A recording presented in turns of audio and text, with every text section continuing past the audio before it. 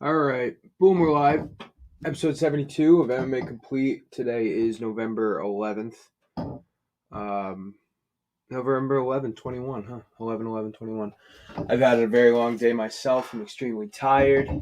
But we got a show to do. We got a podcast, and luckily for us, we have a lot to talk about. Mainly the pod bet you see here. The hosts of MMA Complete made out very well over the last couple weekends. Obviously, we are just getting past the 2 weekends of UFC 267 and 268, headlined by Blachowicz, Teixeira, and Usman Covington, respectively. So we got a lot to talk about with those fights. And then we also have Yair Rodriguez, Max Holloway coming up this weekend. So we get to see Max, who everybody is assuming will win the fight. That's who everybody from MMA Complete is going to be picking Max too. So a lot of good fights to talk about. If you didn't check out our live stream last week that we did for UFC 268, go check that out. You get live in-depth analysis of the fights. We talk about every fight. We talk about the winners. We talk about the best fights, which we're going to do again today. But go check that out on our YouTube page, MMA Complete Podcast. And also go give us a follow on Twitter at @complete_MMA. So to start off today, I want to go over UFC 268. Obviously, we are going to talk about UFC 267 a little bit, but in last week's regular podcast, we talked about them. So I'm not going to spend too much time on it today. And actually, while I have a second, happy Veterans Day to everybody out there. I want to give a special shout out to all the veterans and the men and women who have served our country and who are still currently serving our country overseas or nationally. That's what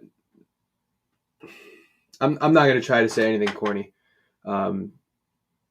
Military veterans, anybody who served their country, anybody who wants to serve their country, have the most respect from me of anybody out there. And it's courageous and it's amazing what you guys do.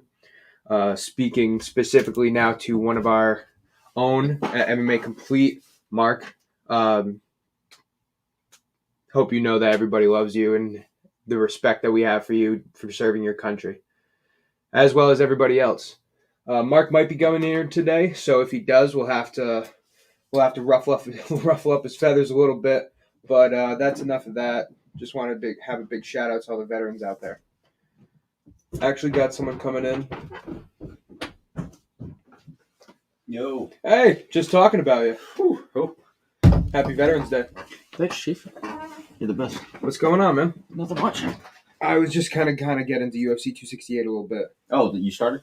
Oh, yeah, we're live. Oh, cool. What's up, everybody? You watched the pay-per-view at all last week? Yeah, I had to buy it. Mm-hmm. I just got back from fucking the South, and that was today? No, on Saturday. Okay. I sat down, and I'm like, I don't feel like going anywhere, I feel you. And fucking just I ended up buying, and I'm so happy I did. That was probably one of the best cards I've ever seen. Dude, that was a crazy card. So we can start top to bottom. Justin Gaethje versus Michael Chandler is going to be one of the contenders for Fight of the Year. Mm-hmm. Slowed down towards the end, but that's what's going to happen when you have two vicious powerhouses. Dude, they were throwing everything they could. Michael Chandler almost got dropped 2 or 3 times. Gaethje almost got dropped in the first round. Justin Gaethje did win by unanimous decision. Talk about 230 significant strikes in a 3-round fight. That's pretty ridiculous. That is crazy. Pretty crazy. And Gaethje landed well over half. Chandler almost landed half of his strikes, which is nuts because that means that they were throwing and fucking landing consecutively. Well, Gaethje was just poised. Like it looked like his fight with Tony Ferguson. He's just his patience, his combinations, and Gaethje specifically was landing uppercuts in that fight that were just brutal. That's how he got his one knockdown against Chandler. Was an inside. He just stayed in the pocket. Got him. And he landed a bunch of uppercuts. And afterwards in the fight, they were celebrating together in the ring. They had pictures in the hospital. So nothing but respect between those two. And I don't think it'll be Fight of the Year. I'm looking at a couple other fights for that. But I think it's going to be top 5. Just the hype that was around it as well made it such a spectacular presentation, and it also opened up the pay-per-view, which no one expected, and that was a great way to open up the pay-per-view. Elsewhere in the card, actually, there was a couple fights on the prelims definitely worth talking about, so let's get that out of the way. Knockout of the night went to Chris Barnett in his fight against John Vellante. Oh, that was the most insane heavyweight knockout. That was a spinning heel kick in the second round. This guy out of nowhere. This guy is not like built for that type of style, but he has it. Dude, he's a chunky guy. He's tubby. Yeah, he's 265, 5'9". And he came in, and it was a decent fight in the first round, but out of nowhere, he just had that spinning heel kick, and John Vellante got stopped. Wasn't much more than that, but that was the $50,000 bonus of the night for knockout of the night. Even though Alex Pereira also deserved claim for that. Alex Pereira, that was an amazing knockout. Who lost the first round. Yeah, totally. He got fucked up by Andreas Michailidis, and then in the second round had a flying knee knockout. And Alex Pereira, if you don't know, is the guy that did beat Israel Adesanya. His only loss in kickboxing, I believe. I think it was 2 times. He beat him twice. Okay, so Alex Pereira is a name to watch out for in that middleweight division. We also had Edmund Shabazian lose to Nasruddin Imavov. Imavov stopped him TKO right almost at the bell in the second. It was the second round. Mm-hmm. It was an interesting fight. Imavov was definitely landing more shots, but Shabazian was actually able to. His head movement was really good, and I thought that he'd be able to go all 3 rounds, and then eventually. I can't remember what strike it was that Imavov landed, but within like a good 30 seconds after, I want to say it was like a left hook, Shabazian just had no idea where he was, and he eventually got finished off right before the 3rd round. A lot of people are putting a lot of pressure on him for losing. He's lost 3 times in a row now. Mm-hmm. He started 11-0, lost 3 in a row now. They're putting a lot of pressure on the guy, but he's as old as us. You're right. He's 23 years old. He surpassed 11-0 at 21, I believe. Mm-hmm. So I mean, this guy's gonna Imavov now is a top 15 fighter. He wasn't at the time of their fight, but now all 3 of his losses are against top 15 fighters. Mm-hmm. So he's gonna be able to come back. He's gonna be able to build a nice little career for himself. But he's gotta pay his dues, and that's what he's doing. Yep. Losing Hermanson and Derek Brunson are absolutely nothing to be ashamed of. Imavov's a little bit lower on the pecking order, but who knows? Imavov's young too. Maybe one day he'll be able to get to the tier of Brunson and a Hermanson. That was just about it for the prelims. Chris Curtis was knocked out Phil Hawes. Chris Curtis would have lost that fight. He got a good fucking left hook on Hawes. Mm-hmm. It was one of those losing the whole fight and then catches him. And sure, it was still only round 1, so the whole fight, like how much was it really? But right, happy to see Chris Curtis won because he's 35 years old. He's only got so much time left. Oh, good for him. But still, that Phil Hawes, I'd like to see Phil Hawes. Bobby Green also knocked the Bolivian out of Ally Quinta in the first round. From New York. Talking about bets all throughout the last couple weeks, and the one bet that we said was a sure thing was the over in this fight, so we were wrong. Really? Ally Quinta versus Bobby Green, Yep, that was a mistake. But let's get into the main card. Real quick before we do it, go follow us on Twitter at @complete_MMA. Go follow us on our YouTube page, MMA Complete Podcast. Go check out Fans Only Sports on Facebook and YouTube. Check out Naked Sports on Facebook. And anybody that's been watching the podcast, we appreciate it. We're going to take a quick commercial break, and we'll be right back with the main card results for UFC 268.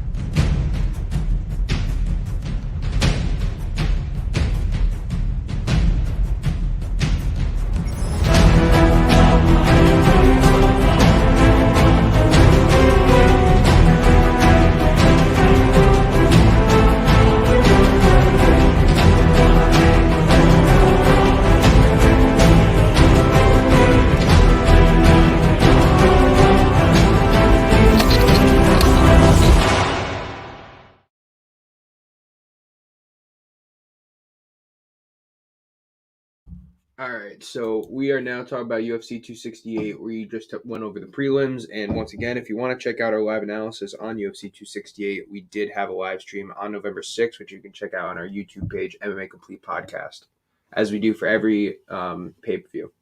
So now would be actually a good time to shout out our next pay-per-view live reaction stream. We will be doing December 11th on UFC 269. UFC 269 is going to be is main evented by Dustin Poirier versus Charles Oliveira for the lightweight title, a fight that we've been waiting to see for a number of months now. Coming up to the event, we do have 4 more podcasts before that pay-per-view, so we will be talking, I'm sure, a bunch about it. And towards the ending of the show today, we can kind of give our thoughts on the matchups that will be happening because there's a lot more than just the main event. But for right now, UFC 269 live reactions will be coming on MMA Complete Podcast. We will be starting our live stream around 10 p.m. We'll be going all the way to 1 a.m. and we will be setting up the next pod bet, which we have been on a roll for pod bets lately. So definitely got to check that out. Stay tuned with the podcast for the next couple of weeks as we iron out the details. We usually do like a 4 or 5 thing parlay. And we had a parlay for UFC 266, which we did not have a loss. We picked all 9 or all 10 of the victors in UFC 266, and I believe we picked 6 of the over-unders right. And then UFC 267 and 268, because it was in back-to-back weeks, we made a pod bet between both of them, which you can see behind me, and that was victorious. We didn't get as many over-unders, but we ended up winning a lot. So definitely got to stay tuned to check out what we think about UFC 269, which, as I said, will be towards the ending of the show. But UFC 268 is fresh in the memories, and what a card it was. You're absolutely right. It was ridiculous. Yeah, it was amazing. And we already talked about Justin Gaethje, Michael Chandler a little bit, but it's worth talking about again because it was so outstanding. What do you think? Is it like a top 5 fight of the year kind of? Oh, for sure. Right? Yeah, and like you said, they kind of burnt out towards the end, but that was out of pure damage that they took in 3 fucking rounds. Because both of these guys hit like trucks. Like we could see that with Chandler, how easy he was able to knock out Dan Hooker. And we could see that with Gaethje because of Chandler's face by the end of this fucking fight. Yeah. But there was some free punches from both of them. Justin Gaethje really did kind of dominate, I'd say. I would too. There was moments in the second round, or I can't remember exactly which round. It might have even been the third, where Chandler landed a couple good shots. Gaethje definitely had gotten rocked. Oh, yeah. I believe in the first round actually he got rocked. And it looked like Chandler might have been able to put it away. Unfortunately, Michael Chandler never really amounted too much success within a confined period of time. Like if he did get a really good hand, he would kind of pander to the crowd, or he wouldn't be able to capitalize because he was tired, and therefore Gaethje was kind of able to get his breath together. Mm-hmm. Chandler did get a takedown in the second round, I believe. Yeah. And it's funny because in the press conference, and it's well-spirited shit talking between these two guys because their main objective was to go put on a show. They said that in every press conference. Mm-hmm. They said, make sure you tune in. It's going to be a war. We're going to start the pay-per-view off right. And that was their biggest objective. But obviously winning and becoming the number 1 contender for the lightweight title was another objective. And what I found interesting was Justin Gaethje in the press conferences had said, let's see who bitches out first and shoots for the first takedown. Yeah. And Michael Chandler went for the first takedown. That's and he also expected. Right. I mean, I never expected Gaethje to go for a takedown. I don't know the last time Gaethje has gone for a takedown in his career. I don't know if has he? Maybe a clinch one. I would assume that he's gone for one, maybe against Michael Johnson or Eddie Alvarez or something like that. But Chandler did go for a takedown. He did end up getting one. Gaethje was able to stuff a lot of takedowns. And I'll tell you what, Justin Gaethje looked really, really good. He looked way better than when he fought Khabib. And Justin Gaethje is going to, I mean, there's only 2 options. So we talked about Poirier Oliveira's 269. Mm-hmm. That's the lightweight title. The winner of that, barring Poirier, if Poirier beats Oliveira, you could say that they'll probably rematch. If Poirier beats Oliveira, then the argument's going to come in where Khabib beat Poirier. So if Poirier can beat Oliveira, then who do you think is the real lightweight champ here? Well, I don't think anyone's questioning that. Khabib hasn't fought in over a year, and I think he's still the greatest lightweight in the world. He's out by the looks of it. Right. Hopefully he doesn't come back like when he's 36, 37. Well, here's the thing. I don't think he will come back because his prodigy and is one of his best friends and training partners is also in line for the title. Mm-hmm. And which brings me to the point I was about to make. If Poirier beats Oliveira, it's likely that we see a rematch sometime in 2022, probably around June. Poirier-Oliveira 2 for the lightweight title. If that does happen, they're going to need to do something with the lightweight division. And in my mind, the best number one contender matchup you make right now is Justin Gaethje versus Islam Makhachev. Mm-hmm. You know, those are the two guys that have the biggest claims to being the number one contender. Gaethje, I believe, has more of a claim because he just fought for the title against a guy who retired right after. Therefore, you can make an argument that he is the ipso facto champion. And he was interim champ before that. And he was interim champ. That's right. His fight against Tony was for the interim title belt. And then they crowned a lightweight champion without him being involved. Mm-hmm. Not only that, but he defeated the guy, Michael Chandler, that Oliveira defeated to get the title. So, if anything, after the fight with Poirier, Gaethje, by the sounds of it, should be in line for that title shot. I completely agree. I would even argue that Gaethje deserves a title shot more than Poirier does. I get Poirier's the bigger name. Mm-hmm. Not only that, but he just finished a trilogy with Conor that he beat him in. And Poirier has a win over Justin Gaethje, granted 3 years ago. Yes, he does. So, you know, Poirier gets the title shot. That's totally great for me. And, I mean, I do believe he deserves it 100%. Poirier is an amazing contender. And if you ask me, Oliveira, Chandler, and Poirier are the best three lightweights in the world not named Khabib. What about Islam, though? Islam would be fourth for me. We got to see him get tested hard, though. Because he's done well. I completely agree with you. And not only that, but Islam Makhachev, known for being a grappler, did just have a very impressive victory over Dan Hooker, who took the fight on a month's notice and is not a grappler. And he Kimura'd him. So it's an expected win against a guy that is a UFC veteran and an amazing fighter, but just a guy who's not on Makhachev's level. Yeah. We've gotten past the fact that Makhachev's a top 5 fighter now. You know, you could have said whatever, and I did say whatever 6 months ago, 3 months ago about maybe he shouldn't have been moved up this fast. Maybe it's because he's under Khabib's tutelage, this and that. Makhachev's a top 5 now. Yes. But when you talk about top 5s, that's Oliveira, Poirier, Gaethje, Makhachev, and Beneil Dariush, actually. Yeah, Beneil Dariush is up there, too. And you talk about all those other guys besides Makhachev. I would love to see Beneil fight Makhachev. I would, too. Mm-hmm. I really would, too, because Beneil Dariush had a smothering wrestling performance against Ferguson, which I think is a really hard matchup against Makhachev. You got two great wrestlers. Mm-hmm. The only thing about that is if you have two great wrestlers, sometimes they won't even go to wrestle. Mm-hmm. And then I think that Makhachev is better standing than Dariush. I think Makhachev's very good standing. I think his boxing is very underrated because everybody just pays attention to his wrestling. But anyway, that was just my 2 cents about Justin Gaethje's next fight. You know, I think that he should get a title shot. I honestly, if Poirier were to beat Oliveira, I would be in favor of Gaethje fighting Poirier before Oliveira gets his title rematch. Mm-hmm. But I can see that the UFC would want to make a rematch over Oliveira and Poirier because I do believe UFC 269 is going to be very hyped up in the next coming weeks. Poirier is a huge star. Oliveira had his really great moment this year. I think it's an easy promotion to make. Yeah. All right, so that was the first fight on the main card. Coming up next, Shane Burgos versus Billy Quarantillo.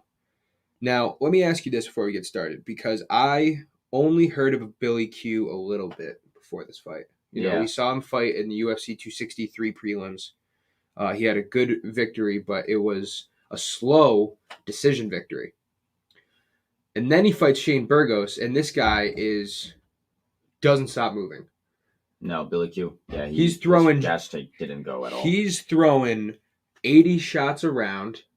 He has a dominant cruise style about him where he just doesn't stand still. He switches stances all the time. He's throwing a lot of strikes. Mm-hmm. He beat Shane Burgos in the first round. I truly believe that he did. And then Burgos catches him in the second round with an elbow, I believe, out of a clinch. It was a dirty boxing move. Not to say it was dirty. It was just that's the style of it.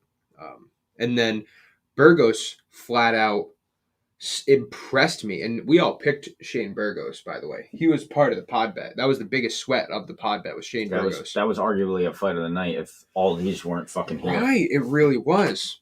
And Shane Burgos really outlasted Quarantillo, who you said is known for his gas tank. Yeah, he damaged him. He damaged him a lot, and that added up. And Burgos, by the way, that dude looks like he's heavy for 155. He fights at 145. Right. Which is fucking nuts. Right. This is huge. He's got that Max Holloway size to him, but he looks bigger than Max. Max is kind of skinny. He's thick. Right. Yeah. He's as tall as Max, which is crazy. He is? He's 5'10"? I think they're both 5'11", right? Wow, I could be wrong. No, you're right. You are right. That is insanity. So,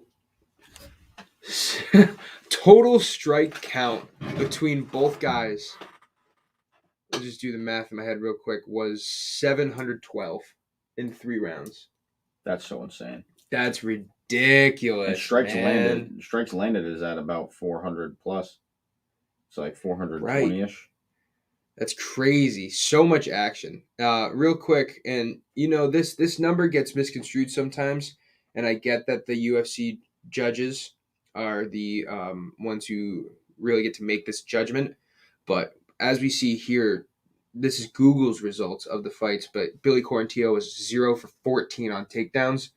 I don't really think that was the case. He went for a lot of clinches. Yeah. And he brought him against the cage and tried to flatten out his legs to go for a double leg, but that was really to get positioning. He might have been going for a takedown, but also had in the back of his head that I'm trying to get to this clinch position.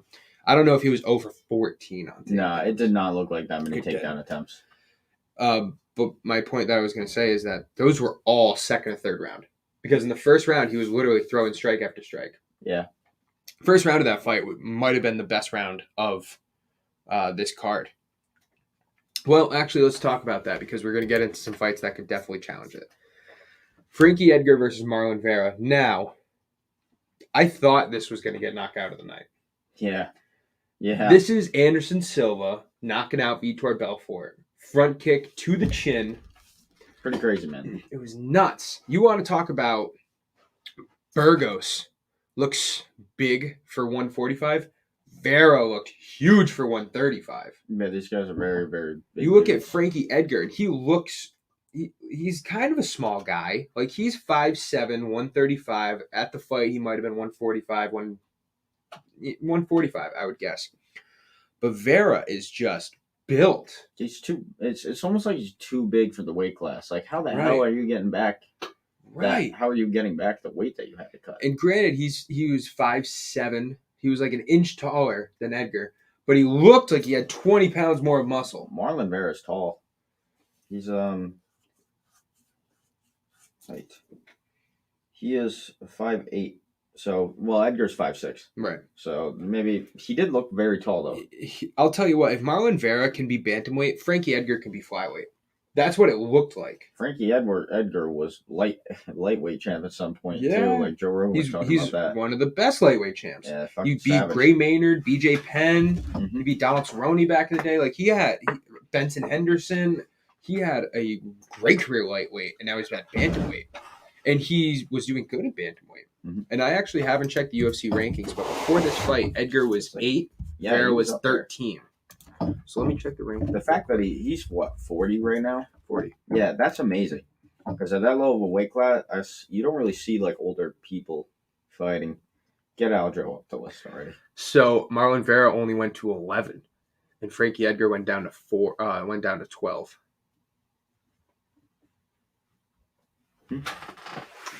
Vera at 11. He went from 13 to 11 with his win over Frankie Edgar. I thought he would get moved up more, to be honest with you. I would have put him above Moraes. Maybe not Pedro Munoz. Not Pedro Munoz, but definitely above Moraes. Moraes we saw just get his shit kicked in by Mayor Wallace Willie. Mm-hmm. And Pedro Munoz, he got beat tactfully by Jose Aldo. Mm-hmm. Like, really, really beat. Yes, he did. And it was honestly a decent fight, though. I thought Frankie Edgar might have been winning going into round 3. He was it winning, was in my close. opinion. It could be 1-1, but Edgar definitely won round 1. And then the round 2 was pretty close. I had Edgar 2-0. And then you could just tell Vera was being really patient. And he was setting up shots. And then in the third round, he was landing bomb after bomb. And then he just caught him with that front kick to the mouth. Which, by the way, that was amazing. Like, it was picturesque. Mm-hmm. Literally, there's a picture of Edgar looking like a cartoon. Yes, there is. Like, that was insane power in that fucking front snap kick. And Frankie Edgar kind of was pissed when it first happened. He said the ref shouldn't have stopped the fight, this and that. But it was an absolutely the right call. All right. Co-main event between Rose Namajunas, Weili Zhang. I was, honestly, believe it or not, I was more excited for this rematch than I was for Justin Gaethje versus Chandler, personally. What did you think about this fight? It was close. It was really close. But Namajunas did what she had to do in that 5th final round. So you're absolutely right. The 5th round was the most decisive round of the entire fight. Rose easily won the round against Zhang. Mm-hmm. Here's my only complaint. I can totally agree that a judge's decision is worth more than mine, right? Like, I honestly had the fight scored on my, personally, 3-2 for Zhang. Really? But if they were to say that Namajunas won the fight 3-2, I wouldn't have complained because round 3 was really close. Mm-hmm. I had rounds 1 and 2 for Zhang, 4 and 5 for Namajunas, and then the 3rd round I had slightly to Zhang. Yeah, I think I had the 3rd round for Zhang too. Here's the thing. 2 judges had the fight 4-1 to Namajunas. The thing is, we got to see how much they factor in that ground control time, because that's huge. I agree with you, but I if I'm not mistaken, the ground control time was only in favor of Namajunas in rounds 4 and 5. Yes. In rounds 1 and 2, Zhang had 2 takedowns, and she had ground control time. Now, Namajunas was able to switch positions in round 2 and get into side control, I believe. Or no, she went for side control the whole entire fight and only got it in round 5. Mm-hmm. But she was in half guard for like a minute or two, and that might have made the ground control time very close. But I thought Zhang had a really impressive rounds 1 and 2. I'm not mad at it at all because I think both of these ladies deserve to be the champion. I think this is easily the best 2 in the division. Yeah, that's crazy. You got Carla Esparza, who's up next. Good. She's pretty good. And she's a wrestler, so I think her versus Rose Namajunas is actually going to be a really good bout, which I think we will see next. But Joe Rogan even said it, like, I can see the UFC booking this fight 3 more times because this is like the best matchup to make by far, and I don't think any other women in the division right now stands a chance against either of these. You want to hear something? I don't think she beats her. If Rose moved up to 125 to fight Shevchenko, I know they're both 5'5". Yeah, Rose could probably do it, but would she want to? I don't think she could, man. And it's nothing against Rose. I just think Shevchenko is bigger, kind of. I don't think it has to do anything with technically bigger. Sound. I think Shevchenko is better standing and better wrestling.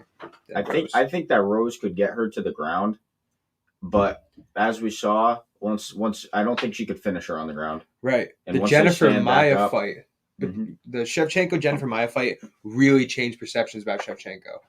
Before that, she was like, oh, she was probably the best stand-up fighter ever, but she needs that extra something, and she could never beat Amanda Nunes. Mm-hmm. And then she goes out and out-wrestles Jennifer Maia for 4 rounds. And you're like, oh, she's fucking fantastic. Mm-hmm. You know, I would say without question the second greatest woman UFC fighter ever, and it's not close. You know, you got Ronda Rousey, you got Rose, and you have... I think that's it. Shevchenko, I firmly believe... Well, I think she's going to get her trilogy fight with Amanda Nunes. I think that's coming soon. I think that's going to be 2022.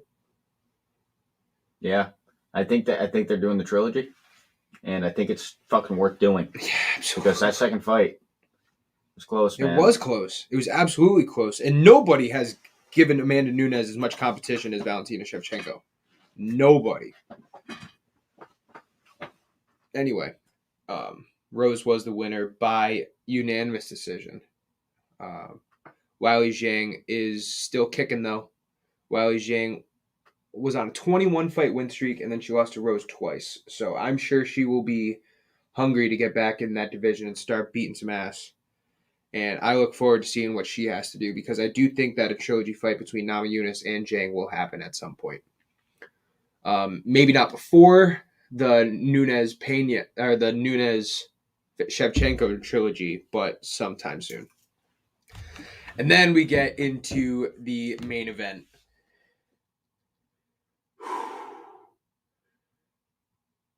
We're going to take a quick commercial break before we get into the main event, because I need to kind of compile my thoughts real quick. But you're watching MMA Complete Podcast. We do podcasts every Thursday night at 7 p.m. Go check out Fans Only Sports on Facebook. Go follow us on our Twitter at complete_MMA, and go check out our YouTube page, which is the best way to check out all of our podcasts for the last year plus, all of our live streams. And it's the best way to actually check out our live streams when they're going down, which next time will be December 11th for UFC 269. We'll be right back.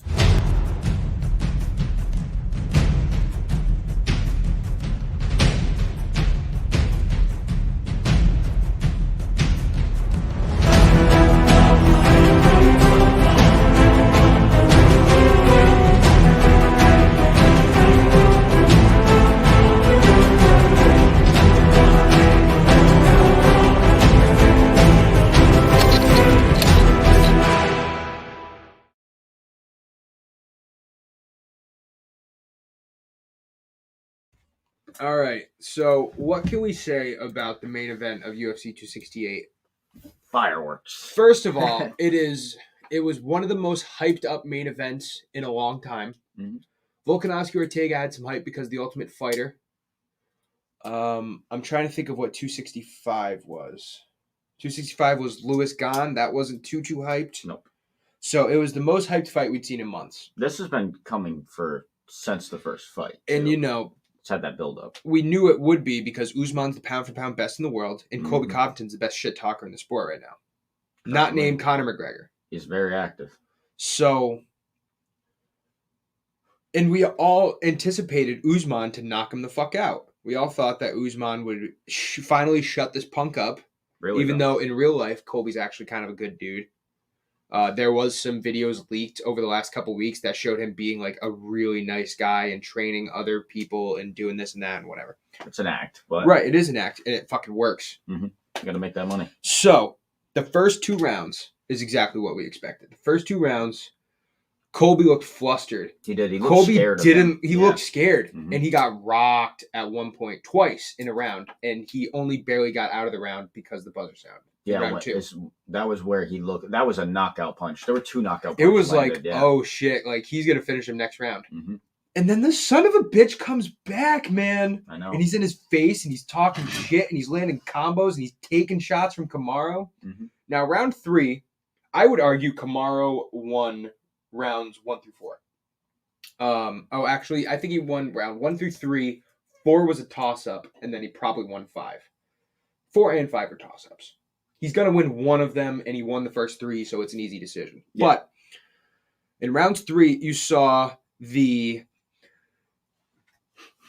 possible takedown? Oh, it was a takedown. It was a takedown. DC, there was arguing DC with the judges. John Anik and Joe Rogan were both like, "You're the wrestler," and he's like, "No, that was a takedown." Yeah, knees on the ground, he said. And you know what? I think he's right. So the UFC is not calling that a takedown. Kamaru Usman has never officially been taken down in the UFC, but Colby brought him down. Colby brought him down. He was right back up, by the way. He was. It was quick as fuck. Mm-hmm. But Colby brought him down, and he smiled and laughed at him about it. And then you kind of saw him getting into his rhythm. And he was landing combos, man. He was landing shots on Usman. He was taking heavy shots. Oh, yeah. Colby Covington's a tough motherfucker. He ate. The right side of his face looked like he fucking ran into a fucking concrete wall. Dude, and he was not getting stunned in the last 2 rounds. He was taking shots. He wasn't even getting fucking phased. It was very odd. The progression of that. But Colby just landed combos after combos, and he rocked Usman in round 4. Mm-hmm. Rocked him. Like chicken legs. Yeah. And there was like 3 seconds left in the round, right? Something like that. Mm-hmm. Kamaru was literally like, if there were 20 more seconds to that fight, who the fuck knows? I'll tell you. All right, so I saw an interesting piece on Twitter, and you look like you were about to say something. You can get to it right after. Oh no, I got nothing. Ready for this? UFC pound for pound rankings. Does Colby Covington belong on this list? Top 15? PFP. Nah. I would say because of his performance was so good, like that you could consider it. But here's the big but.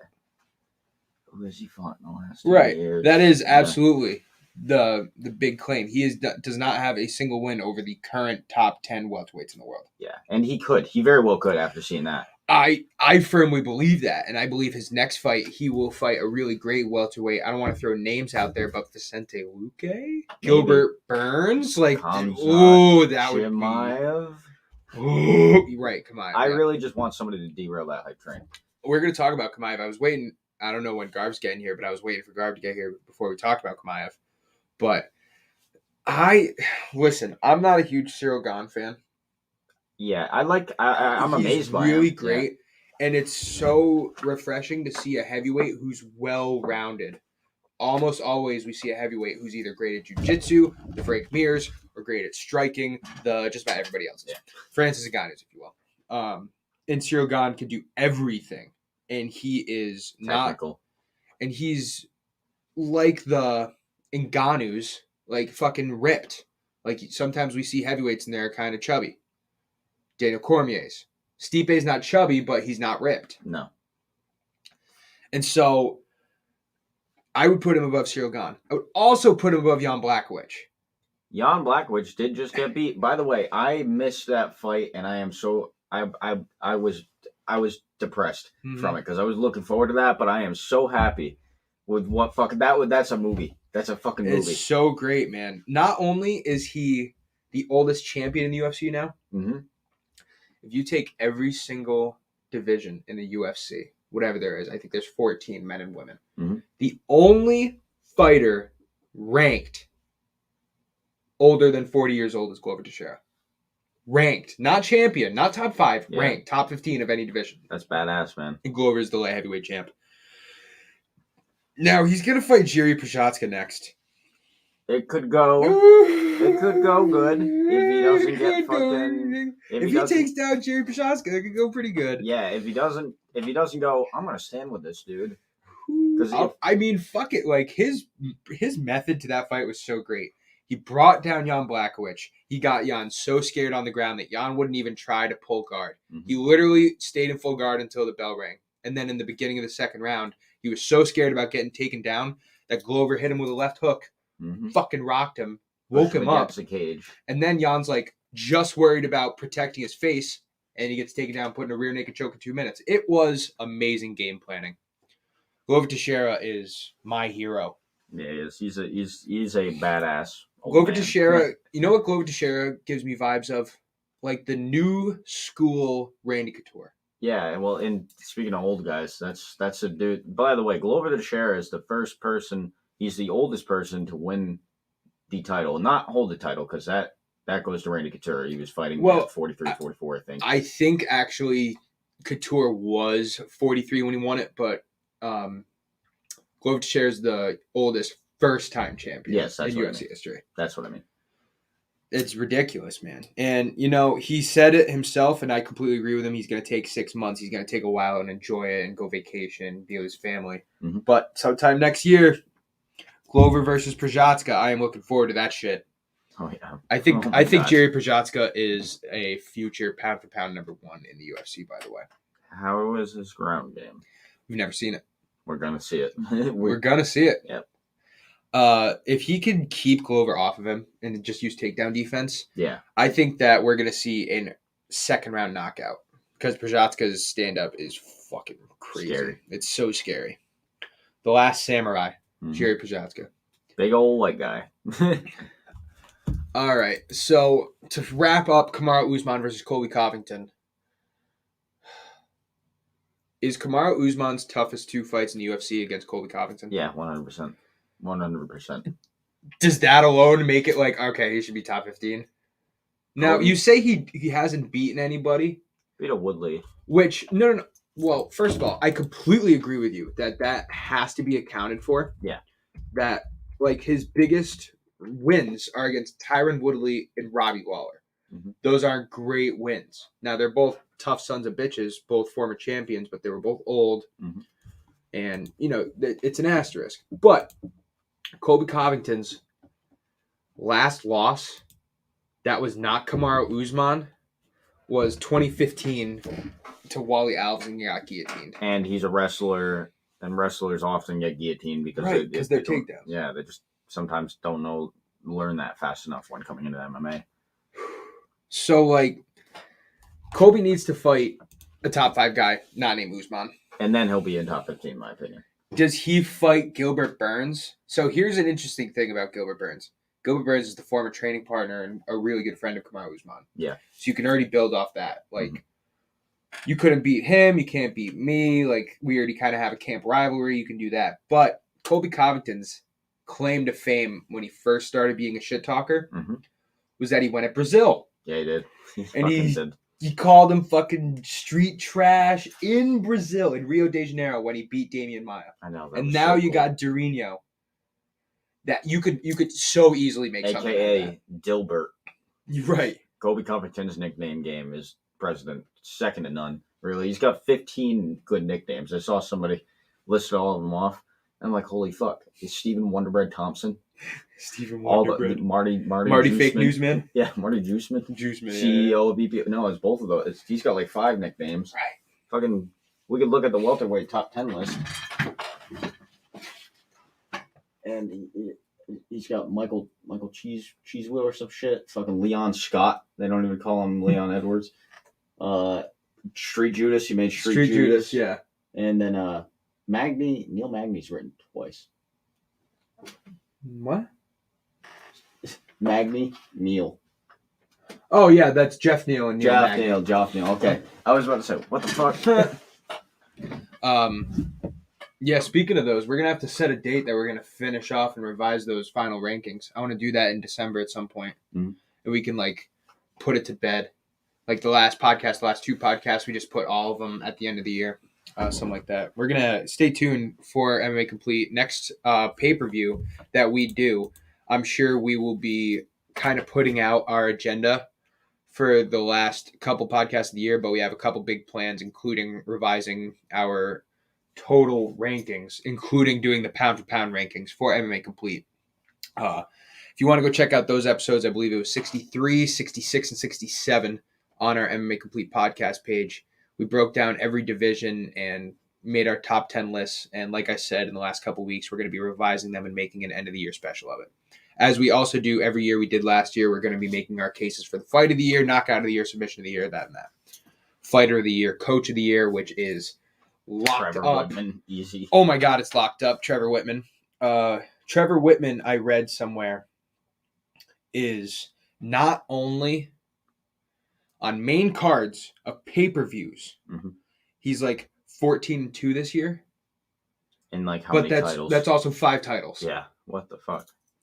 It's ridiculous. Corey Sandhagen is the most underrated fighter in his camp too. Corey Sandhagen's part of the Whitman camp. He is. I didn't know that. And he almost beat Piotr Jan. Mm-hmm. And he almost beat TJ Dillashaw. You know what I mean? Yeah, he's nowhere near getting cut, in my opinion. Oh no, I think that Corey Sandhagen could make a move to featherweight because he's one of those guys. 5'11". Help him out. If you put 10 pounds of muscle on him, you can get some power into him. Who knows what he can do? Because he's a great striker. He does. He has great knees. He doesn't really, he finished Edgar like we've seen, but he can finish people. I'm pretty sure he needs somebody in the face too. Yep. Like a second knee in the face. Might have been, no, it wasn't Aljo, but it was somebody. He could use the added power from a weight class jump.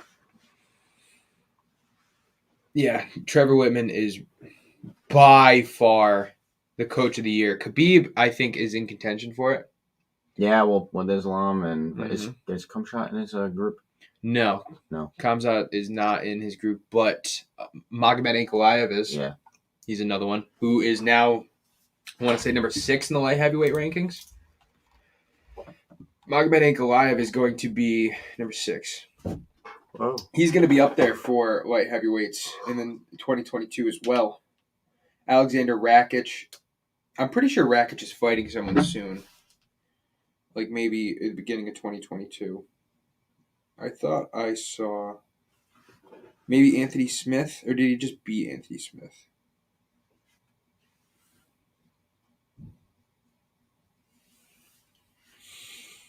Anyway, all right. So now that we finished UFC 268, kind of talked about UFC 267, I want to talk about the upcoming fights. Now, obviously, this weekend we have Max Holloway versus Yair Rodriguez. That's a really good featherweight fight. What's up, Austin? What's up? What's up? I need it. You should be able to. Yeah, you're in camera right there. So we're gonna be talking about the upcoming fights now. Coming up this weekend, Yair Rodriguez versus Max Holloway. Are we selling Yair Rodriguez short by giving him no chance? No. Yes. Yeah. He has a chance, dude. Okay. He has a total chance. Max Holloway is the best boxer in that fucking weight class. You know, it's been proven. Coming off the best win of his career.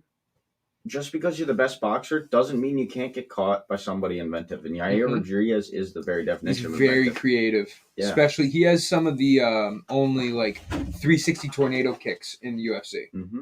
He's a great kickboxer who has highlight reel knockouts.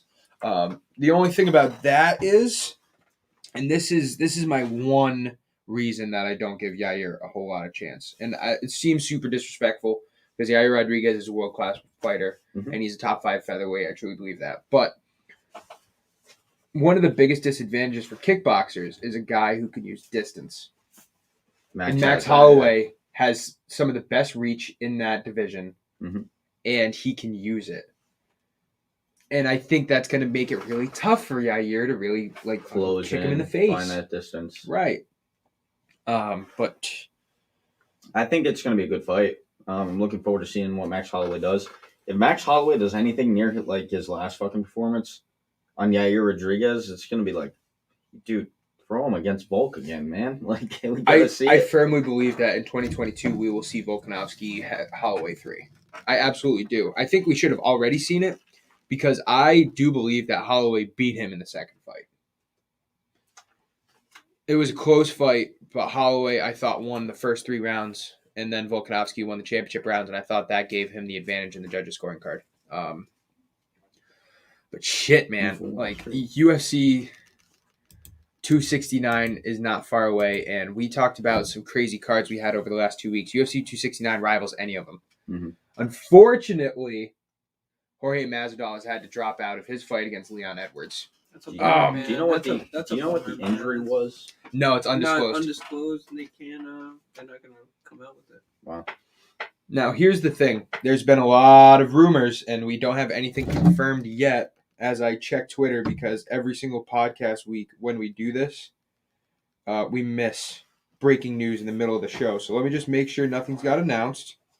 Every time. That's a bummer. Khamzat Chimaev. Yeah, it would have been good. Khamzat Chimaev. 3-piece with a soda. He is looking for a fight before 2021 ends. Dude, Leon Edwards should fight him. And Leon Edwards is going to get his shit rocked in. I think he might. So, I think it's possible. Very possible. I don't... Breaking, like I said, Nick Diaz is also interested in fighting. I don't want to see Nick Diaz get fucked up by Khamzat. Fighting Leon Edwards. No. I don't want that. No. I don't either, but it would be a cool revenge story. You beat up my brother, I'm going to fight you now. It's interesting. But Leon Edwards would fuck him up. If Khamzat Chimaev fights Leon Edwards doesn't want to take that fight. Chimaev. Didn't he already deny it once? Yeah, they were supposed to fight. Oh, no. When Khamzat Chimaev got COVID. This is around last year. Yeah. He thought he had cancer and everything. Shit. So I don't think he thought he had cancer, but he got COVID. Yeah, but no, he was talking about how he thought he had cancer. 2 weeks later, he retired. Right. Yeah. What the fuck? And then he comes back. Yeah, but he realized it was just issues from the breathing. Yeah. Khamzat Chimaev. It's. Do you think he's a force, man? Do you think UFC is ever going to make him choose a weight class? Nah, not. Yeah. They can't. You can't. they're freelance fighters, so I guess the only way they could make him choose a weight class is by getting him stuck in like a 3-fight contract in a certain weight class. Okay. Because they're. I don't think they should. I don't think they will. I'm just curious as to like if you get top 5, like are you gonna make him like stay in a division? Mm-hmm. And we saw recently that Dana said that Paulo Costa is the only exception ever to that rule. Like now they're telling Paulo Costa you have to fight a light heavyweight, and he hates doing that, but he's doing it now. It's because he fucked over Vettori. By the way, another fight like that was a cool. That was a crazy fight. Yeah, that was a good fight. Vettori's an animal, man. Vittori's an absolute fucking monster. I don't know how he isn't still asleep. If it's true that Paulo Costa tore his bicep and he fought through that, I give him a little bit of credit, man. I wondered because that thing wasn't bruised at all. That guy's the excuse maker, though. Yeah. You never know. You have to take it with a grain of salt. No, if I'm just did. saying. Yeah, if he did, Right. I'm giving him all the credit in the world. Because he probably just didn't want to reschedule the fight. You know what I mean? You go through a whole training camp. Yeah. You know, like not even for like him, but like for Vettori too. Like, you know. Yeah, that's why Vettori didn't. Maybe it is better off cancel that he doesn't cut weight and they still fight because they still both get paid. It was a good no one gets paid. It was a good one-time event, and thank God, like it played out the way it did. But that can't be accepted in the sport. I agree. That was like he showed up and he's like, I weigh this much, and I'm not fucking going less than this. Yeah. Like what, motherfucker? You're contracted to fight at 185. And he kind of had a little sway too because they were the main event, right? Mm-hmm. So it's not like you can't really just cancel a main event like that 3 days before the actual event. You know what I mean? So Chimaev is now the number 10 ranked middleweight in the world. Oof. If he were to fight Leon Edwards, number 3 ranked welterweight, what would you do? Where would you put him in the rankings? Come shot. What? Yeah, come shot. I'm sorry. Yeah. I'm personally thinking like what he's done is super impressive. Li Jingliang, nothing crazy. Right. Yeah, and the other 3 bums.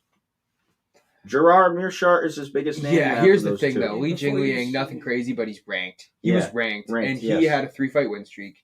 And Khamzat Chimaev ragdolled him like I've never seen anyone ragdoll someone in the UFC before. It's like we need to see him fight upper rank. So I agree with you, but like that's what he's about to do. Yeah. So I'd like to see him fight Edwards. He is looking for a fight in 2021, and December 11th, right there.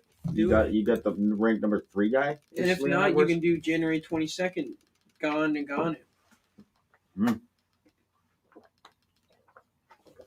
He could move up to heavyweight for backup. Oh, I'm sorry.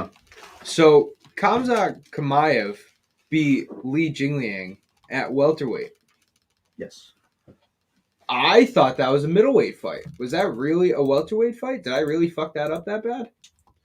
That's if he's just in welterweight. Like, that's his placement.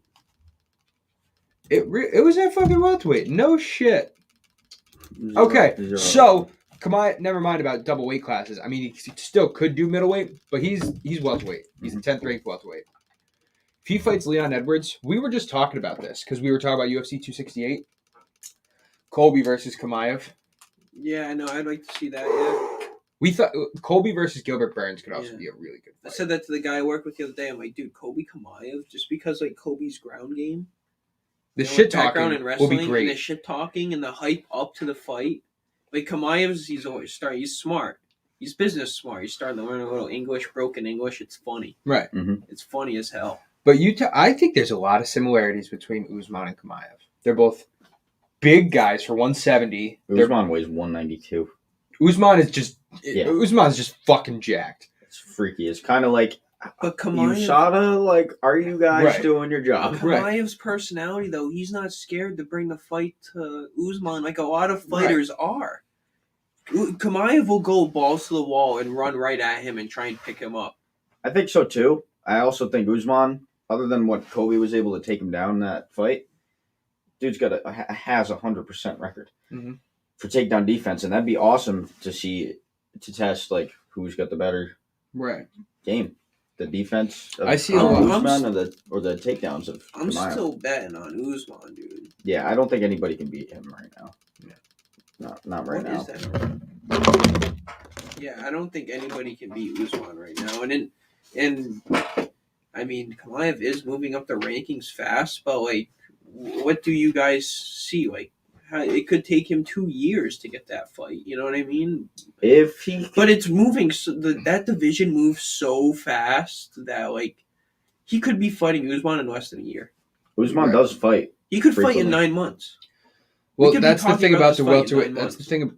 He could be fighting him in 4 months. I would that's say the thing about the welterweight division right now is that the top of the division yeah. have all lost to Kamaru Usman. That's the biggest part of it. Like they're looking for new challengers. Now you got Vicente Luque, you got Leon Edwards, who hasn't lost to Usman in a couple of years. Yeah, so he beat Edwards like way back. Right. So Edwards and Luque could both get a title shot next year, early next year. But if this fucking happens, that Khamzat Chimaev steps in on less than a month's notice. By the way, already kind of weird because the Li Jingliang fight, he's still probably well off. Oh yeah, no, it's not like he got hurt. Dude, he's only been punched twice, dude, in his whole career. Khamzat Chimaev had a grown man, a mixed martial art expert, a guy who's been fighting for years, in the air holding him. And then walking. As he was talking to Dana White in the crowd, saying, "Get off your phone." And Hasbulla, don't forget that. Like, that is absolutely ridiculous. Hasbulla made a showing, too. That was awesome. Dude, Islam Makhachev was throwing Hasbulla up in the air like Hasbulla was 5 years old. That was... I don't know if you guys talked about that fight, but... Yeah, we talked about Makhachev. Yeah, that's a good fight. He's dominant. That's the future champ, maybe. Well, here's the thing. All right, so... We can bring this back because I said we were going to talk about Poirier Oliveira at the end. So let's talk about that now. Okay. All right. Before we get into the actual matchup, this is what I was saying earlier, Austin. Charles Oliveira could beat Islam. This is what I was saying earlier. Islam? Poirier. No, Islam. Oh, okay. If Poirier beats Oliveira, it's likely that sometime in 2022 we see the rematch for the lightweight. We see Poirier Oliveira 2. Mm-hmm. And if that were to happen, there would have to be some kind of movement. There wouldn't have to be movement. Both of these guys could arguably try to wait it out to get a title shot.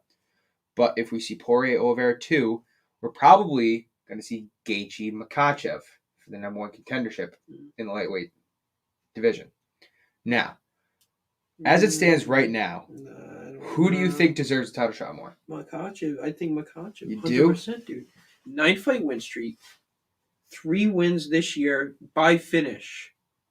This year. Mm-hmm. And he's fought, 3 times in a couple months? Or twice in a couple months? Yeah, so it's not like... Yeah. And no one wanted to fight him before. And people say that Thiago Moises, whatever the fuck you want to call him, not a big guy, but he was ranked 10 when he beat him.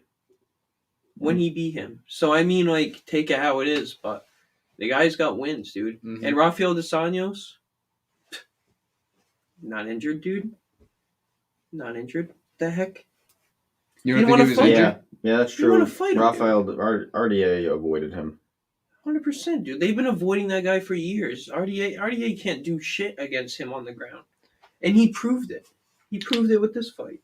But does he deserve it more than Gaethje? Yeah. Gaethje just beat Chandler. Gaethje also was the interim champ and lost to Khabib before the title got vacated and didn't get a shot at the original title. Yeah, no, I think Islam deserves it more, dude. That's just me. I think he should fight Dariush and then get that. Dariush is an interesting name to also put in that discussion because Makhachev Dariush is a very interesting matchup. Can you look at Dariush's record, by the way? Dariush is on a 7-fight win streak. He has a very boring style, but he's Tyron Woodley. Yeah, it's exactly what he is. Yeah, but he hasn't fought. Well, he did fight. He beat Tony. Yeah, he hasn't fought anyone that's good on the ground. But I mean, Tony's not good at wrestling. He lost to Alexander Hernandez back in the Tony's day. good at wrestling. He's good at jiu-jitsu. He's not good at wrestling. He's a Division I NCAA champ. Oh, it didn't look like it. Yeah, it looked fucking pathetic.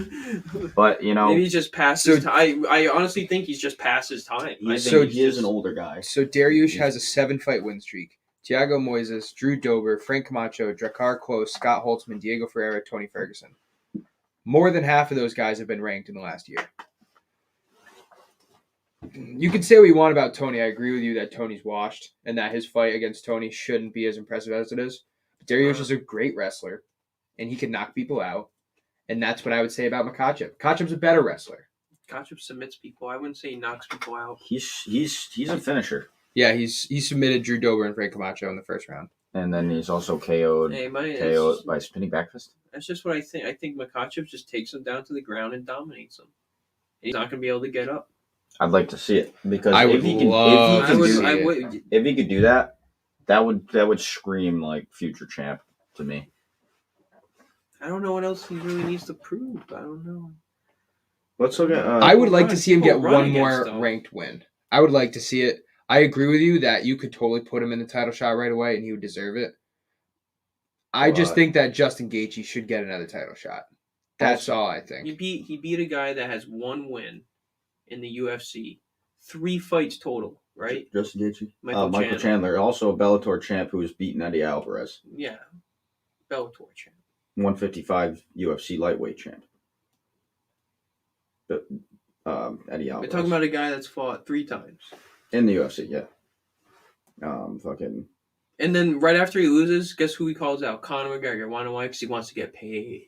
And honestly, I like Michael Chandler versus Conor McGregor. Because I think Michael Chandler can win that fight. I know, I feel so bad watching Conor go down this lake. I know, this road where everybody's just trying to everybody take a dip calls him out for a money shot, you know what I mean? Right. You gotta wonder, when does he stop pulling? What does Michael Chandler have left to prove, dude? He's lost. He's lost to the 2 best lightweights in the world. Dude. Mm-hmm. Or 2 of the top 3. He won in 15 seconds. He rushed the guy and he knocked him out. So, yeah, he won the fight, but he wasn't in a fight. You know, I mean, he can take a goddamn punch. I do not think Michael Chandler is done by any means. He's getting old. I mean, 2 months ago. I don't think he's done. 2 months ago, getting old and he knows we were saying that this guy don't deserve to fight no one. Now we're saying only because of the performances he's put on. He's put on some good performances.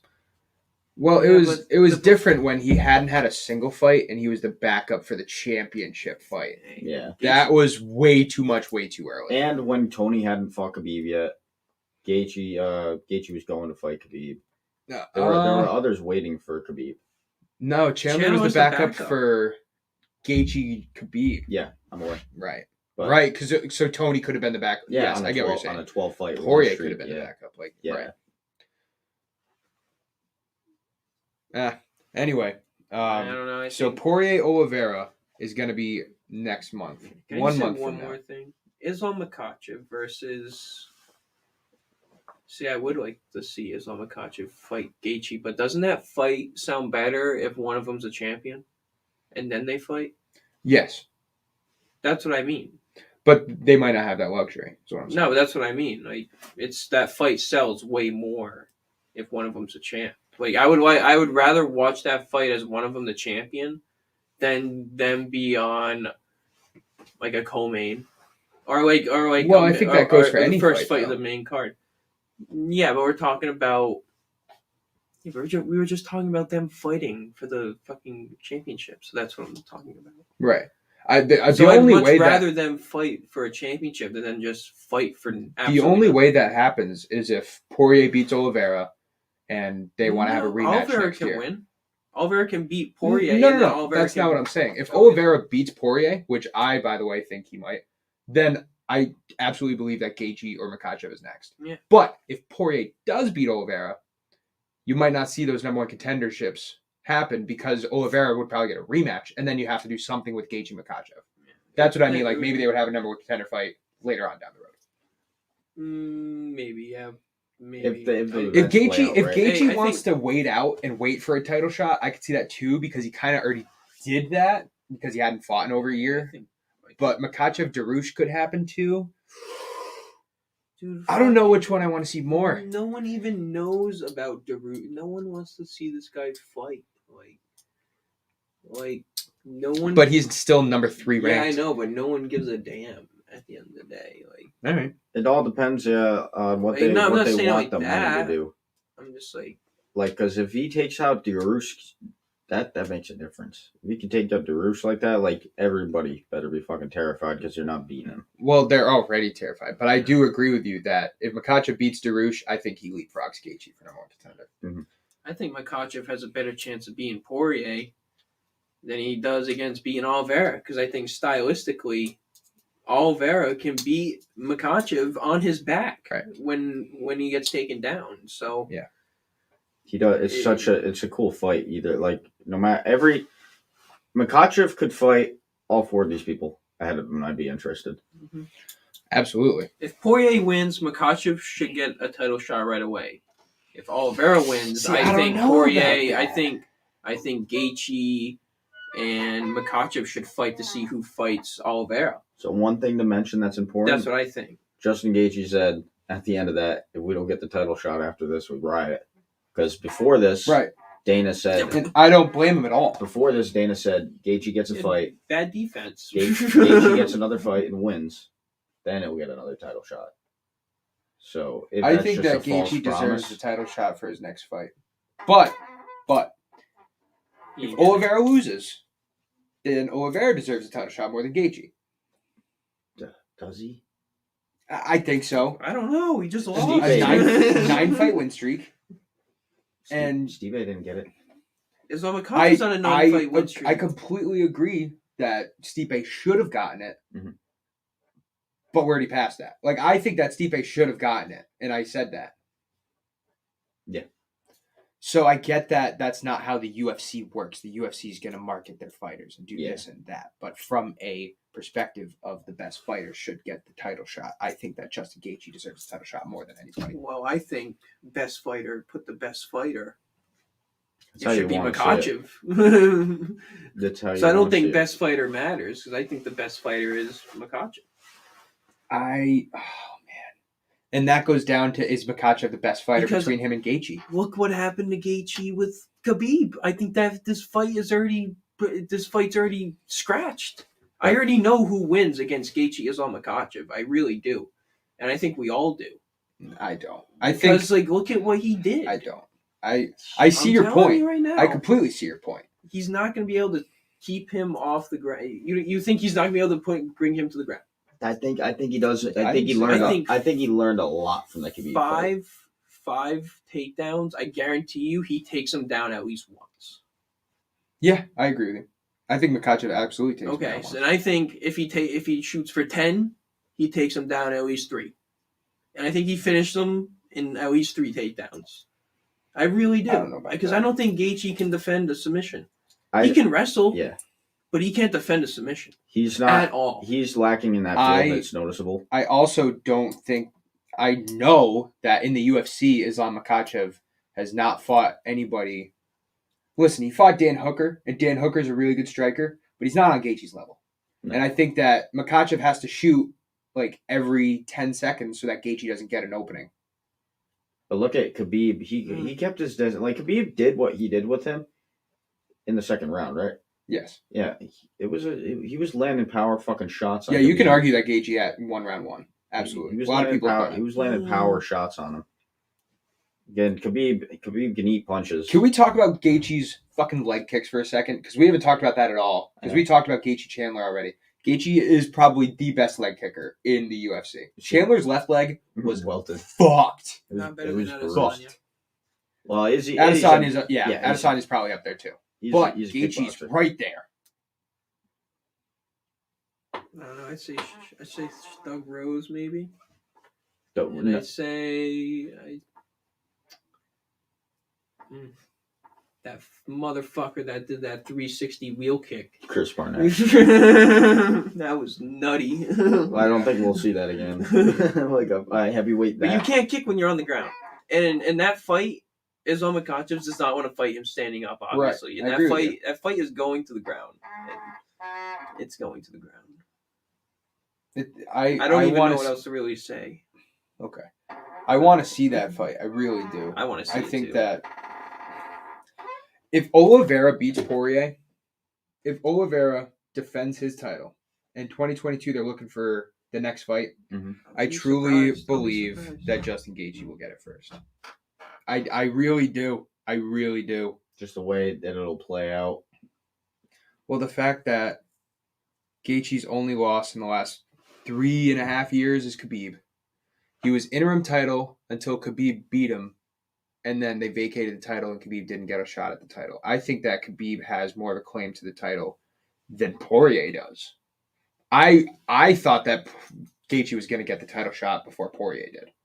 But Poirier had his trilogy against Conor McGregor, and they're looking for money, and I get it. Mm-hmm. But I think Gaethje would have fucked like with the title. Poirier beat the number 8 ranked lightweight to become the number 1 contender. And we just saw Gaethje beat the number 4 ranked lightweight. Just want to point out, look at Glover Teixeira, though. We love him. We love Look him. at him. Mm-hmm. That shit was He awesome. loses a championship fight, right? Mm-hmm. Look how long it takes him to get another shot at a title. And Look how long it took him to get another shot, dude. he ain't a draw. That's the thing. Like, until recently. I'm not even looking at it as a draw thing, because like Gaethje, I mean, he's not really a draw either at the end of the day. Yeah, he is. Not really. Outside, like, I would think not he's outside one of of the the biggest UFC. names in the sport. no, there's a much bigger names. They put him Do you think he's a bigger name than Makachev? I'd say he's the same amount of name as Michael Chandler. Do you think he... Justin Gaethje. I put them in the same room. Okay. So Glover, But I mean, look at Glover Teixeira again. Like he get what? He was It took him beating good 5 guys, years yeah. It took him. to get another title shot. it took So, I him mean, more just than that. about, yeah. He also had 7. losses in between there. He lost to John Jones, then he lost to Gustafsson after that. And Anthony Yeah. Johnson. But we're talking And about John wins Anderson. previously. Like Gaethje, hasn't lost in 3.5 years, other than to Khabib. Finishes a lot of people. See, same thing about Islam Makhachev. 9-fight win streak. Hasn't lost in over 3.5 years. Connections with Khabib, the guy who was just champion. It's more than just being, I think who deserves it more. we're not going to get anywhere in this I know. argument. Oh no, it's not an argument, not at all. No, it's not an argument. No, but debate, 100%. But we just said you're. And would I be mad if Justin Gaethje got the title shot? No. Right. I think Justin Gaethje Poirier, that's a damn good fight. Gaethje's he's one of the biggest names in lightweight right now, because that's why they put him at the beginning of the card, because they wanted to fill the garden. He absolutely is. I don't know. He's 100% one of the biggest draws. Compared to Islam, he is bigger. Yes, he's way bigger of a name I'm than not Islam comparing Makhachev. him to Islam. I I would say it's- I would say it's- and Oliveira's a bigger name than him. I would say because it's he's the champ. McGregor, Yeah. Poirier, Oliveira, and then Gaethje and Tony Ferguson top 5. Yeah, I put Tony Tony Ferguson above him. I don't think I would. You Ferguson could totally beat could. himself You totally second. could. But I would say he's top 5 names in lightweight. In lightweights, you got fucking. Anyway, I want to talk The about. most stacked division in the UFC. We only got a couple more minutes here. I want to talk about UFC 269 real quick because it is a really great card. Now we talked Nunez is getting that- another W. Leon Edwards versus Masvidal is officially off because of Masvidal's injury, but the UFC is trying to make a replacement. Could it be Kamaev? Yes, We'll see. It better be. Elsewhere on the card, Sean O'Malley fighting Holly and Paiva. Or Holly and Paiva just came off a what? Kevin Gastelum. Stepping in on short notice. No, I'm just saying for a joke. Right. I'm not saying. Kelvin Gastelum with his 5th short notice fight of the year. Yeah. I feel Holly so and bad. Paiva, who just had fight the night honors in July or August, is now stepping up to bantamweight. He's originally flyweight to fight Sean O'Malley in a fight that Sean O'Malley is going to have roughly a 3-inch reach advantage, 4-inch reach advantage. Holly and Paiva Yes, he was a does. flyweight, and now he's going to bantamweight against one of the biggest How does he bantamweight, get Sean these? How O'Malley. does he get these fights, man? Like, Because he he doesn't only- get any challenges. Right, It's all- no, it's he's I mean, talked it's about all- it. He only accepts fights against people that he's not really close to because he's going to get paid the same either way. And I believe that he only has 2 fights left in his contract, including this one. So, hey, the higher up Marlon Vera goes, the better it looks for Sean O'Malley. right. Kai Kara France versus Cody Garbrandt in the flyweight division. That is a very interesting fight to me. So Kai Kara France, we just saw beat Rogerio Bontorin. Mm-hmm. Kai Kara France, number 6 ranked in the flyweight division. Flyweight division stagnant a little bit. We saw a huge rise in it when Figueiredo and Moreno had their initial fight, and we saw the Alex Perez's, and we saw Askarov become a really great contender. He's 13-0 now, and it's kind of gotten stagnant, especially with Cody Garbrandt being injured. Cody Garbrandt's going to come back, though. Cody Garbrandt, number 7th ranked bantamweight, fighting number 6th ranked flyweight. When's that fight with Rob Jose Aldo? That fight is going to be happening the week before UFC 269. Font versus Aldo is December 4th. Rafael Fiziev versus Brad Riddell is the co-main event, and Jimmy Crute versus Jamal Hill. That's a good one. Is also a fight. It's a good one. That is December 4th. That's going to be a really good fight night. Jose Aldo, Rob Font is really interesting. Really interesting because I know we love Jose Aldo, and he's been tearing shit up lately, and he beat the shit out of Pedro Munoz. But Rob Font is a really great wrestler. He's a really great wrestler. You gonna say it for me? Huh? Isn't Jose Aldo black belt? Yeah. Oh yeah, no, Jose Aldo is he's a black belt in jiu-jitsu, and he's really great on the ground. But Rob Font is, if he gets you to the ground, he can ground and pound the shit out of you. And Jose Aldo has not been on the ground in recent fights.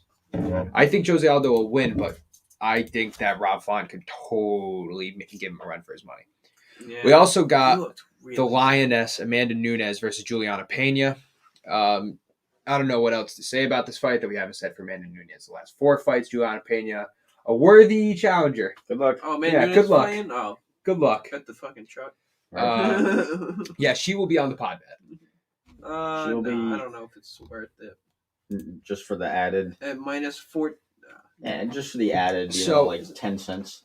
So here we go with one of the best prelims that we're going to see. Alex Perez versus Matt Schnell.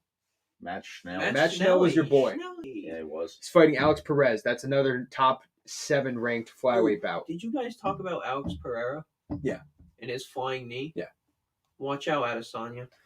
We have Andre Muniz, who's a fan of the MMA Complete Twitter, versus Dricus du Plessis. That's a great fight. Josh Emmett versus Dan Ige. That's a great fight. Top 15 ranked featherweight fight. Pedro Munoz versus Dominic Cruz. That's a tremendous fight. That's a top 10 ranked bantamweight fight. Jeff Neal versus Santiago Ponzinibbio. Dominic Cruz. So we have 3 fights to end the prelims that are all top 15 fights. Damn. We also got Perez and Schnell, a top 10 fight. Ryan Hall. Ryan Hall's fighting again? Ryan Hall. He's fighting Derek Minor. That's another good fight. That looks like a pretty easy win for Ryan Hall. Let's get this guy. He's fighting 26-12. So maybe it was a rebound. This guy, I don't know. So interesting that the UFC has not officially listed what time UFC 269 will start. As they do. Fucking UFC. Interesting. But that is UFC 269. It is a really great card. Hopefully they get a replacement for Jorge Masvidal. They get a replacement for Jorge Masvidal. Dude, if it's in Abu Dhabi, it ends at like 4 in the afternoon, like 5 in the afternoon, bro. And they can get Khamzat over there. So awesome, dude. It's. I want Khamzat now versus Edwards. I really do. Dude, 1:30, 2 in the morning. You know how confused I got that day? Because, like, I went home, smoked the bowl, right? And then, like, it got past 2 o'clock. And it was already 1:40. It got past 2 o'clock, and I looked at my phone. It said 1:10. I was like, whoa. Wait a minute. Fucking turn the clocks back, dude. I was like, I thought it was already. Like, I went through 1 o'clock twice. I was bugging out. I was like, yo, what? They got me too.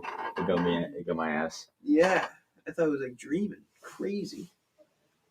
All right. On that note, we're going to wrap up here. Episode 72, MMA Complete. Make sure you check out our live reactions when we do UFC 269 on December 11th. We are doing podcasts every Thursday night at 7 p.m. Make sure you check out Fans Only Sports on Facebook and YouTube. Go check out our own YouTube, MMA Complete Podcast. Go follow us on Twitter at @complete_MMA, where we've been getting quite a following. Appreciate everybody who tweets at us and gives our feedback on polls and shit we do on Twitter. It's a good follow, so go follow us at @complete_MMA. That's really going to do it. Make sure you stay tuned for the next couple weeks when we are going to be giving out our final agenda the last 2 weeks or the last 3 weeks of December. After UFC 269, we will be revising our rankings, our own MMA Complete rankings for UFC divisions, and then we are also going to be giving out our Fight of the Years, Our superlatives. Our UFC superlatives is the Ooh. word I was looking for. Second UFC anniversary of superlatives. that. Right. Our MMA Complete's second. First superlatives. anniversary, second time doing it. So that's going to do it. Thank you, everybody, for tuning in. We will be back next Thursday at 7 p.m. Have a great night, and go follow us on Twitter. See ya.